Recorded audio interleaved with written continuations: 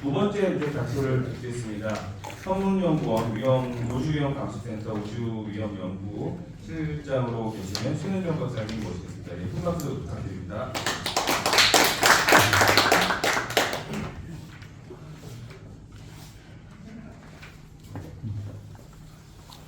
네, 안녕하세요. 방금 소개받은 한국천문연구원 우주위험연구실의 최은정입니다. 다시 한번 인사드리겠습니다. 우선 이렇게 초청을 해주셔서 너무 감사드리고요. 이렇게 새로운 분야로 접근을 하셔가지고 이런 기회를 마련해 주셔서 감사합니다. 제가 오늘 이제 소개해드릴 내용은 우주 상황 인식과 관련된 내용인데요. 사실 이게 이제 굉장히 다른 지금 항공 쪽에서 하고 계시는 많은 일들과 되게 다르다라고 생각하실 수도 있는데 실제로는 굉장히 연관이 많고요. 제가 지금 하고 있는 이 우주 위험과 관련된 감시 분야에서 특히 항공 쪽 관리 체계들을 굉장히 많이 공부를 하고 있습니다. 결국에는 이제 하늘에서 우주로 가는 상황이고 지금 항공 쪽에서의 항공 교통 관리라든지 이런 체계들이 우주 교통 관리 체계로 많은 전환을 이루는 시기고 또 확대를 해 나가는 시기이기 때문에 충분히 많은 연관 관계가 있을 것으로 생각이 들고요. 저는 그 중에서도 특히 우주 위험 어떻게 대응할 것인가라는 제목으로 조금 더 구체적으로 작성을 했습니다. 이 부분도 결국에는 이제 우주 개발은 최근에 이제 누리호 발사라든지 달 탐사의 다누리 발사 성공으로 굉장히 이제 우주 개발에 있어서는 많은 영역들을 이제 뉴스에서 접하실 텐데요. 이 우주 개발과 관련해서 결국에는 우리가 또 해결해야 되는 부분들이 많이 있습니다. 법 체계상도 물론 있는데 결국에는 인류가 우주를 나가야 되고 우리가 발사한 인공위성이나 발사체들이 우주를 나가야 되는 상황에서 결국에는 거기에서 맞닥뜨려지는 여러 가지 환경 위험에 대한 요소들이 있습니다. 그래서 그런 부분들을 또 어떻게 해결할 것인가. 또 하나는 이제 이런 부분들이 어떤 그냥 위험으로만 끝나는 것이 아니라 이제는 이제 국제사회, 어제는 또 이제 우주와 관련된 국제 정치에 대해서 저희가 또 공부를 했었는데요. 결국에는 국제사회에서 결국에는 이게 또 우주 위협이라는 안보 문제하고도 연결이 돼서 사실 이제 항공 우주, 우주 안보, 우주 교통 관리 체계, 국방, 산업, 그리고 이제 항공 교통 체계까지 다 연관이 된 내용들이라 사실 굉장히 광범위하지만 몇 가지 예를 들어서 말씀을 드리도록 하겠습니다. 이게 페이지 번호가 딱 이렇게 넘어가면 좋겠는데 그러지가 않는 것 같습니다. 실제로 이제 제가 우주 위험 어떻게 대응할 것인가라고 말씀을 드렸는데요. 우주 위험과 관련해서는 몇 가지 요소가 있습니다. 저희가 이제 우주 위험을 정의하는 몇 가지 요소 중에 이제 인공위성과 그리고 인공 우주 물체라고 하는 인공위성과 그리고 이제 소행성과 같은 자연 우주 물체로 나누는데요. 저희가 오늘은 좀 인공위성에 초점을 맞춰서 말씀을 드리도록 하겠습니다. 그렇지, 커서로. 네, 우주 위험을 저희가 아까 말씀드렸는데 이제 인공위성들이 우주로 많이 나가면서 이제 발사체도 나가고요. 제가 이제 최근에 가장 이제 이슈가 됐었던 게 북한에서 만리경과 천리마를 통해서 만리경 위성을 쏘면서 사실은 이제 많은 나라들이 인공위성을 개발하고 발사하고 있음에도 불구하고 약간 이제 정치 지금 정세상 특히 관심을 많이 받았었던 사건인데요. 이런 우주 물체들이 올라가면서 결국엔 위험을 일으키는 몇 가지 요소들이 있습니다. 그러니까 인공위성이 위로 올라가서 많은 위성들 사이에서의 어떤 충돌 위험, 또 이게 자연적으로 지구로 다시 되돌아와서 사실 이게 이제 불특정 다수로 또는 이제 통제가 되지 않은 상태로 지구로 진입을 하게 되면서 이제 지상에 있는 이제 사람들에게 인류에게 이제 위험을 미치는 요소들이 있고. 또 인공위성들이 운영을 하고 있으면서 의도적이든 고의적이지 않든 이런 우주 자체 인공위성들이 서로 전파를 가지고 통신을 하는데 이런 전파 영역에서의 피해들도 최근에 많이 보고가 되고 있습니다. 이거는 많이 뉴스에서 많이 보셨을 거예요. 이제 아까 57년부터 발사됐다라고 했는데 사실은 항공기보다는 적습니다. 지금 운영하고 있는 것들이. 그렇지만 인공위성도 우주 공간에서 한 지금 27,000여 개의 인공 우주 물체들이 발견이 되고 있고요. 이 우주 물체들을 저희가 감시하는 일을 지금 이제 천문연구원에서 하고 있습니다. 그러니까 하늘을 오는 그 방법들이 결국에는 우리가 이런 인공우주 물체를 감시하는 데 그대로 사용이 되고 있거든요. 이 그래프는 좀 의미가 있는데요. 이제 과거에 이제 뭐 군사적인 목적, 그런 이제 정찰 위성들 많이 발사하고 통신 위성들도 많이 발사했는데 최근에 이제 많이 들어보셨던 스페이스X의 스타링크라고 하는 우주 인터넷, 그러니까 군지 위성들을 발사를 하면서 최근에 여기 보시면 딱 마지막에 이제 굉장히 가파르게 우주 물체들이 증가하는 것을 보실 수 있습니다. 저희가 이거를 한 20년 동안 이게 숫자를 이제 계속 셌었거든요. 발사된 위성이 몇 개인지 또는 이제 지구로 되돌아오는 게 몇 개인지 이런 것들을 셌는데 최근에는 1년에 거의 뭐 한 3천여 개 정도 발사됐고 그리고 여러 가지 그 변화되는 파편들도 많이 생기고 해서 실질적으로 이 숫자를 세는 게 굉장히 어려워지고 결국에는 이제 많은 우주 물체들을 동시에 분석을 해야 되는 일들이 많아졌습니다. 이건 이제 저희가 직접 개발한 이제 상황판인데요. 여기 보시면 이제 11월 추락 예측이 됐었던 한 133개 우주 물체 파편들이 있습니다. 지상으로 떨어지고 있는 것들인데요. 물론 이제 이게 많다고 해서 뭐 다 위험한 것은 아니고 그 중에서도 이제 무게가 많이 나간다든지 또는 파편 자체 또는 위성 자체에 그러니까 그 사람에게 해가 되는 물질들, 과거에는 이제 핵을 탑재했었던 인공위성들이라든지 또는 뭐 하이드라진 같은 이제 위험 물질들을 탑재했었던 인공 우주 물체들은 지상에 떨어졌을 때 이제 위협이 되기 때문에 그런 부분들을 저희가 이제 좀 보고 있습니다.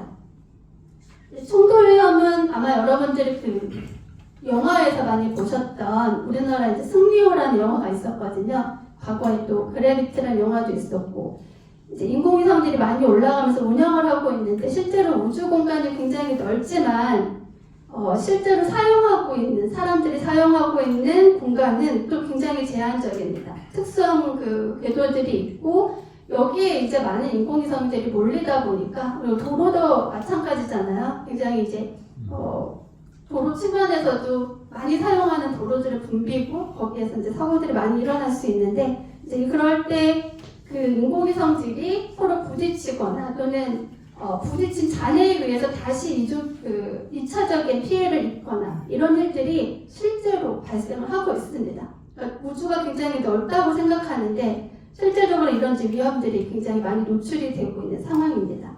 여기 보시면 이제 실질적으로 떨어진 물체들도 이제 최근에 많이 보고가 되고 있습니다.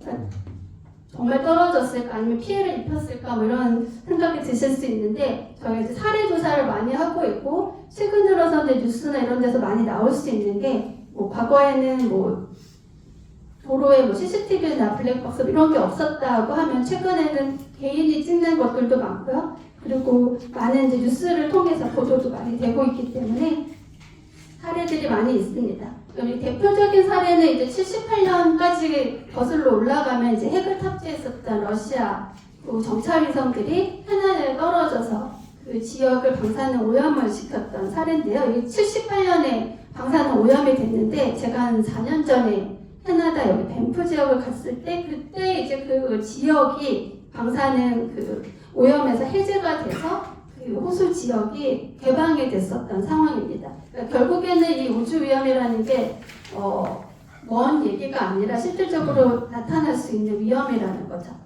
우리나라도 이런 위험에 실질적으로 대비를 하고 있고요. 제가 직접적으로 이제 분석을 하기 시작한 대표적인 사례가 이제 2018년에 중국 우주정거장, 테스트용 우주정거장이 통제가 되지 않은 상태로 떨어졌었던 사례입니다. 여기 뉴스에 보시면 이제 우주위험 위기 경보가 발령이 됐는데요. 이 발령을 하게 되는 조건이 이제 떨어질 때 그게 우리나라가 영향권에 있는지 없는지입니다. 그러니까 아마 이제 뭐 기상 뉴스 같은 거 보시면 태풍의 영향권 이런 거 얘기하듯이 우주 물체도 추락할 때 이 추락 우주 물체가 한반도에 영향을 미치는지에 따라서 경계 경보를 발령하도록 되어 있습니다. 그래서 저희가 관심, 주의, 경계, 심각 이렇게 해서 우리나라가 포함이 되는 그 상황에 따라 경보를 발생을 하고 저희가 또 대처를 합니다. 이때 대처에 뭐 천문연구만 하는 게 아니고요. 국방부, 국토교통부, 산업부, 그다음에 뭐 소방청 이런 쪽 다 같이 대응을 합니다. 왜 그래야 되냐면 아까 말씀드렸듯이 떨어졌을 때 1차적인 피해를 입힐 수 있고 또는 건물이라든지 주요 시설에 떨어졌을 때는 이제 2차적인 사회적 혼란을 일으킬 수 있기 때문에 그에 대한 대비를 하기 위한 발령을 냅니다. 가장 이제 최근에 올해 초에 있었는데요. 사실 이 올해 초 1월 9일에 미국 나사 위성이 한반도에 떨어졌습니다. 그래서 여기 우주형 경계 경보 중에서도 경계 단계까지 갔었고요. 제가 이제 국토교통부나 이런 쪽에서도 연락을 많이 받는데 지금 보시면 안전안내 문자 혹시 받으셨나요? 혹시 받은 거 기억이 나시나요? 워낙 그때 이제 코로나 상황도 아직 다 끝난 상황이 아니라서 많은 안내 문자들이 왔었는데 이게 이제 과기정통부에서 우주 위험과 관련돼서 안내 문자를 한 첫 사례가 되겠습니다. 왜 이렇게 첫 사례까지 갔냐면 그동안에는 사실 잘 파악되지 않았었는데 이제 최근에 특히 이 미국의 위성이 한반도에 떨어질 위험이 가장 높게 관측이 됐고 그리고 그 분석에 따라서 특히 항공기 그다음에 선박 이런 쪽에 운항 통제들이 있었습니다. 그래서 여기 보시면 이제 시간이 12시 20분부터 13시 20분까지 그 유의하라는 이제 안내 문자가 갔는데요. 1시간이라는 갭은 굉장히 크죠. 이 시간이 한 9시간 전에 예측된 자료로 내보내졌고 이 시간 동안 국내 항공기는 이제 운항을 지연을 시켰고 선박도 운항 통제를 하고 이제 소방청부터 해서 대기를 한 상태였습니다. 알게 모르게 이런 대비들을 하고 있었고요. 이 시간을 이제 분석한 사람이 접니다. 네. 그래서 굉장히 부담감을 많이 갖고 있었습니다. 이제 국토교통부에서 전화를 직접 하셔서 한 11시 정도에 언제부터 세워야 되냐. 그 다음에 한 12시 한 40분 정도 돼서 언제까지 세워놓고 이제 언제 풀어야 되냐. 이거를 직접 이제 전화를 하시는데 엄청난 압박이 되더라고요. 근데 그만큼 중요했고 사실은 굉장히 대처를 잘 했습니다. 그냥 떨어졌을 때 특히 항공기들은 직접적인 타격의 위협이 있기 때문에 그런 부분에 있어서 이제 준비를 한 상황이었습니다. 이제 이런 예측과 분석을 하는 게 이제 우주 감시의 이제 가장 기본인데요. 이제 이거를 하기 위한 여러 가지 감시 기술, 그다음에 예측 분석 연구들이 국내에서 이루어지고 있고요. 국내에서 이런 우주 위험과 관련된 기술 개발에서 어떤 부분은 굉장히 미약하고 어떤 부분은 우리나라가 세계 최고로 잘하고 있습니다. 특히 분석은 이제 저희가 이번 사례를 통해서 보면 저희가 이제 직접 관측을 했거든요. 그러니까 저희가 예측만 한 것이 아니라 예측한 걸 가지고 실질적으로 관측이 되는 사례들이 굉장히 드문데 이 우주 위험은 이번에 관측이 돼서 저희가 예측한 거에 그 정밀도를 좀 확인할 수 있었던 사례입니다. 실질적으로 떨어진 지역을 저희가 이제 관측한 걸로 보니까 경북 영덕하고 울진 사이로 이제 파악이 됐는데 아시겠지만 여기에는 굉장히 위험 시설들이 있는 곳이죠. 특히 원자력 관련해서. 그래서 저희가 좀 더 예의 깊게 그 분석을 하고 대응을 했었던 사례입니다. 이거 이제 넘어가고요. 사실 이제 제목이 우주 상황 인식이라고 이제 굳이 쓰진 않았지만 상황 인식을 한다는 것은 결국엔 우리가 어떤 활동을 할 때 필요한 정보들을 얻는 방법인데요. 그동안에는 이제 우주에서 어떤 일이 일어나고 있는지를 인식하는 정도였다면 앞부분에 이제 자원에 대한 얘기 이런 부분들이 이제 어떤 소유권 이런 부분으로 법과 이제 그 규범으로 많이 인식이 되고 있는데 최근 들어서 아까 우주 안보와 관련돼서도 말씀을 드렸지만 우주 상황 인식이 우주 영역 인식이라고 하는 사실 우주 영역이라는 말은 정확한 표현은 아니죠. 저희가 영공, 영해, 영토 하듯이 영주라고 해야 되나 이렇게 어쨌든 우주에 대한 어떤 소유권을 주장할 수 없는 상황에서 우주 영역이라는 표현이 적합하진 않지만 최근에 이 우주 영역 인식이 미 우주군을 중심으로 해서 고착화됐고 이제는 이제 정의가 됐습니다. 그래서 이제 우주 영역 인식이라는 표현으로 우주 안보 쪽에서 더 많이 쓰이고 있죠. 여기에서 하는 일이 뭐냐면 결국엔 우주 상황에 대한 탐지를 하고 그 내용들을 목록화해서 어떤 위험이 있는지 또는 위협이 있을지를 파악하는 일들입니다. 그러니까 저희는 이제 민간에서 연구하는 입장에서는 우주 상황 인식이라는 말을 이제 많이 쓰고요. 그다음에 이제 군 쪽에서는 우주 영역 인식이라는 말을 이제 많이 씁니다. 근데 둘은 뭐 과학적인 원리, 그다음에 탐지하는 방법 모두 다 같은데 어떻게 사용하느냐에 따라서 좀 나눠질 수 있습니다. 뭐 최근에 이제 미 우주군이 2019년에 이제 세워지면서 이 우주 영역 인식에 대한 내용들이 많이 있었고요. 2021년에 또 러시아가 그 에이세 테스트라고 해서 그 위성을 미사일로 격추시키는 그런 실험을 했었습니다. 이런 여러 가지 이제 어떻게 보면은 뭐 안보라는 이름을 가지고 우주에서 여러 가지 일들이 일어나고 있기 때문에 그게 이제 좀 좋은 방향으로 보호하는 차원에서 일어나길 바라면서 많은 대응들이 지금 일어나고 있고요. 여기에는 이제 감시 기술들을 제가 좀 나열을 하긴 했는데 다 세부적인 것보다는 이런 우주 물체들이 올라가고 우리나라 인공위성도 보호하고 자국의 안전도 보호하기 위한 많은 기술들이 지금 진행이 되고 있고 사실 우리나라도 많은 역할들을 하고 있습니다. 그런데 이제 많은 그 중에서도 기술의 어떤 인프라를 확보하는 차원에서는 전 세계 미국을 이제 대표적으로 100이라고 한다면 우리나라가 한 30, 40 정도 안 되는 수준이라서 많은 예산 투입과 그 다음에 이제 관심과 그리고 개발을 좀 해야 되는 상황입니다. 이 부분은 좀 넘어가고요.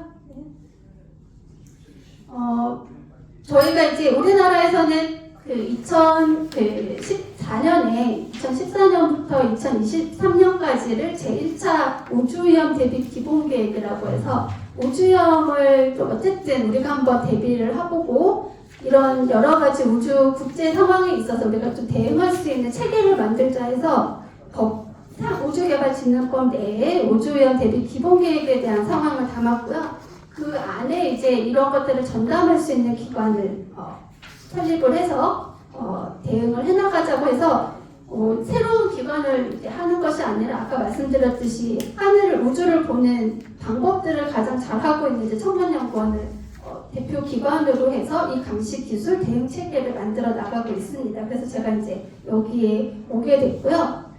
지금 저희가 가지고 있는 많은 자산들이 있는데 이게 현재 그 국제 협력이라든지 국내 기술 개발에 굉장히 많이 쓰이고 있습니다. 그래서 책자에 조금 장소나 이런 부분들이 다 나열이 되어 있어서 좀 보시면 될 것 같습니다. 방법은 이제 눈으로 보는 광학적인 방법, 전파를 이용하는 방법, 레이저를 이용하는 방법 모두 다 활용이 되고 있고요. 여기 이제 위성 레이저 추적 시스템 같은 경우에는 우리나라의 대전 세종시하고 거창 감악산에 있고요. 저는 이제 이런 감시 기술을 모두 다 다뤄서 이런 데이터들을 분석하고 아까 말씀드렸던 이제 우주 위험을 예측하는 일을 하면서 대응을 해나가고 있습니다. 결국에는 어떻게 대응할 것인가인데요.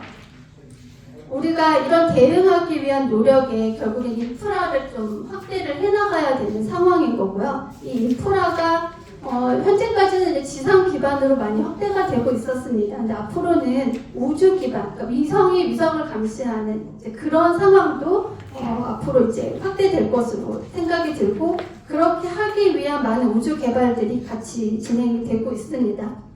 가장 많이 들어보셨을 거는 우주 쓰레기를 청소하는 기술들 이런 것들 많이 들어보셨을 텐데요. 다 비슷한 내용입니다. 마지막 한 1분 정도는 제가 국제기구를 몇 가지 좀 소개를 해드리려고 하는데요. 이제 아까 우주법과 관련돼서도 마찬가지지만 이 유엔에서 우주의 평화적 이용을 위한 위원회라고 하는 위원회가 지금 운영이 되고 있고 여기에서 많은 우주와 관련된 법들과 가이드라인과 이런 것들이 세워지고 있습니다. 2016년에 지속 가능한 우주의 평화적 이용을 위해서 장기 지속 가능성 가이드라인이라는 게 사실 회원국의 만장일치로 채택된 바가 있는데요. 이 내용이 뭐냐면 결국에는 우주 물체들이 우리가 이제 인공위성을 발사하거나 할 때 뭔가 안전한 조치를 취하고 그것에 대한 상황을 국가적으로 관리해야 된다. 이런 부분들이 많이 포함이 되어 있습니다. 또 안보 차원에서는 이 우주군 주관으로 해서 실질적인 훈련을 해나갑니다. 네, 앞으로 이런 우주여행 발생했을 때 국제적으로 어떻게 협력을 해나갈지에 대한 부분들을 하고, 제가 이제 작년에 우리나라 합참 공군하고 같이 우주군 관련된 훈련에 다녀왔는데요. 정말 이제 구체적인 상황을 가지고 여러 가지 시나리오를 가지고 훈련을 해나가고 있다는 걸 말씀드릴 수 있고요. 뭐 대응 전략이라고 했는데 어떻게 대응할 것인가에 가장 핵심은 사실 우리가 기술력을 갖고 있어야 됩니다. 뭔가 인프라. 아무것도 없는 상태에서는 대응이 될 수가 없겠죠. 아까 제가 이제 분석을 한 것도 저희가 자료를 가지고 우리가 자체적인 분석 능력이 있었기 때문에 가능했었던 건데, 중요한 것은 그 인풋이 되는 데이터는 대부분 해외, 특히 미국에서 왔습니다. 여기서 주지를 않으면, 데이터를 주지 않으면 뭔가 분석을 할 수가 없어요. 말릴 경우도 사실은 마찬가지였습니다. 그래서 협력을 최대한 확대해 나가면서 우주 위험, 특히 이런 부분에 대해서도 개발과 함께 같이 전략을 좀 짜야 될 필요가 있다, 이렇게 말씀을 드릴 수가 있겠습니다. 네. 마지막은 뭐 저는 어떤 위협이나 이런 것들이 아니라 결국에는 잘 안전하게 대응을 하고 또 잘 활용할 수 있는 거에 초점을 맞춰서 연구를 하고 있고요. 그런 의미에서 이제 우주 감시라는 표현이 좀 군사적인 용어긴 한데, 우주 위험을 잘 다루고 우리가 상황을 잘 인식하는 순간 우리 그런 명분을 갖고 우주 개발도 또한 잘 진행이 될 수 있을 것 같다, 이렇게 말씀을 드리겠습니다. 그래서 오늘 항공과 관련해서 이제 같이 연계된 부분을 좀 이제 언급을 드리고 싶었고, 이 우주 상황 인식, 우주라는 거에 조금 더 하고 계신 일들이 잘 반영이 될 수 있지 않을까, 좀 더 관심을 많이 가져주셨으면 해서 준비를 해봤습니다. 네, 이상으로 마치겠습니다. 감사합니다.